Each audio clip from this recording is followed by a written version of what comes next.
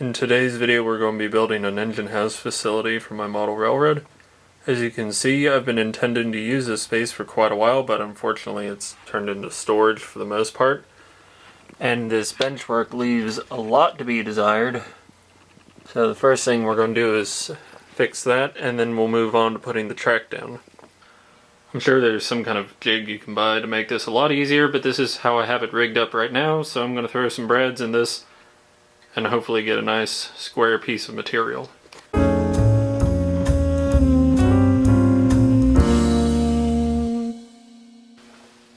Well, I think that went pretty well. Seems to be a little bit of a gap in there, but for all intents and purposes I think this will do just fine, so I'll get the rest of it put together and turn the camera back on when autofocus decides to work or I get it finished.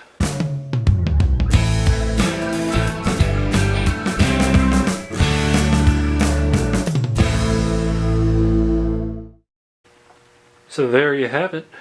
Here's a small extension for my engine house facility.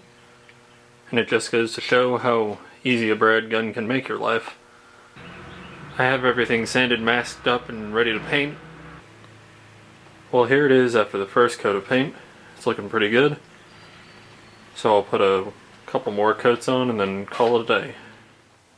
As you can see, I have the old benchwork torn down, ready for the new addition. The paint dried rather nicely, so I'm going to put the camera down and get to it. The brad gun got it tacked in place alright. As you can see, I mismeasured just a little bit, but that's okay, we can work with it. I managed to avoid recording all of that because I forgot to turn the camera on, but I added this brace here, as well as some construction screws underneath to add a little bit more of a bond. It's just a U-piece and a 1x2. Hopefully this gives you a good idea of what I'm planning to do with the switches and the engine house. I think I'm going to fill in this area here so I can fit a few more tracks. I'm also going to buy some snap switches simply because I don't want to have to deal with switch machines, and there's already going to be a little bit of wiring since this is a DC layout.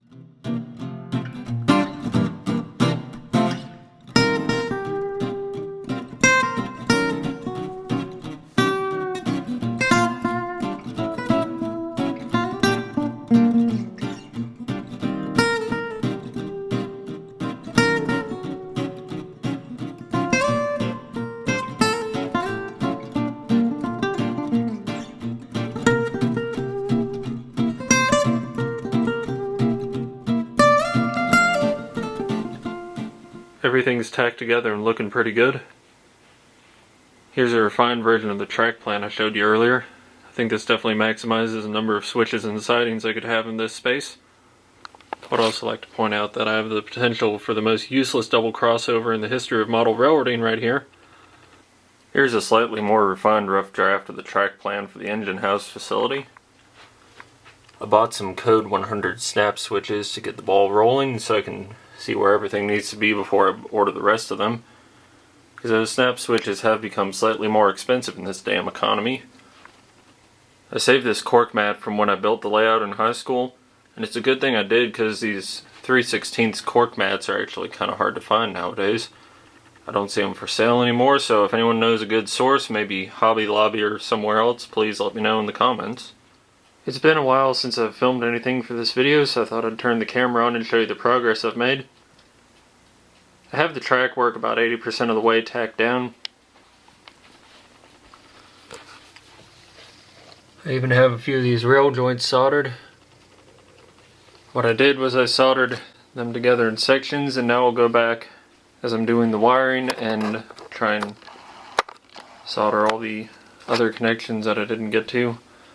So I didn't want to go through soldering with everything tacked down because it's just one big heat sink and that'd lead to a lot of frustration and yelling and swearing, and I don't want to deal with any of that, so I took it step by step. And now I'm going through and I'm making certain all the sidings are the right length, getting them ready to be wired up. Elmo Fudd is helping with the electricity. And I have this project box here. These are the switches. I didn't really know how to make a control panel, so I just got a big old project box. This is a Radio Shack project box and some bolt holes and wire holes back there. But anyways, I just drew some dots where I thought the switches should go. And I'll drill my holes, and then I'll just connect all the dots and paint it up and make it look all pretty. Anyways, now since we're working on the wiring, I figured I would get out the old multimeter and try and figure out which rail is the hot rail. So I have the engines off the track over there, turning the power pack up all the way. Get the old multimeter out.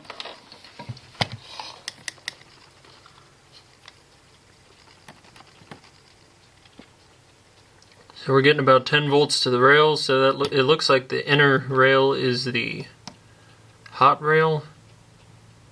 So that tells me where I need to do my soldering on the track panels and the sidings and all that over here. And fortunately,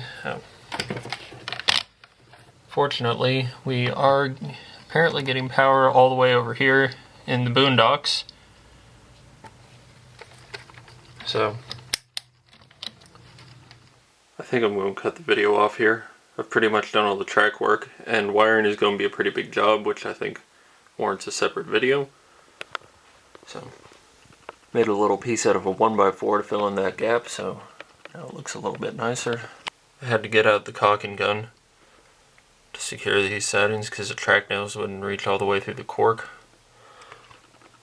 Also took that opportunity to secure some track that had been hanging around loose for a few years. All in all, I'm pretty happy with how that turned out. I think I did a good job of making the most of the space I had. The original plan was just to do a Trident siding with an engine house, and then I was like, well, I could fit a few other sidings in here and balloon it into something else entirely, but that's what makes this hobby fun.